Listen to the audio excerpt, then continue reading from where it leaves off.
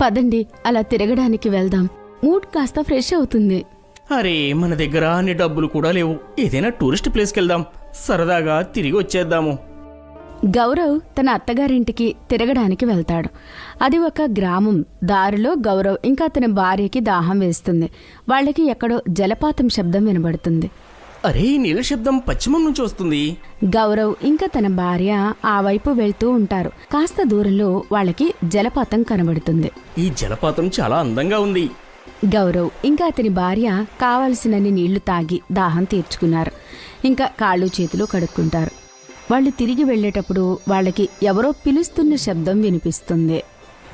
ఈ శబ్దం జలపాతం వెనుక నుంచి వస్తుంది.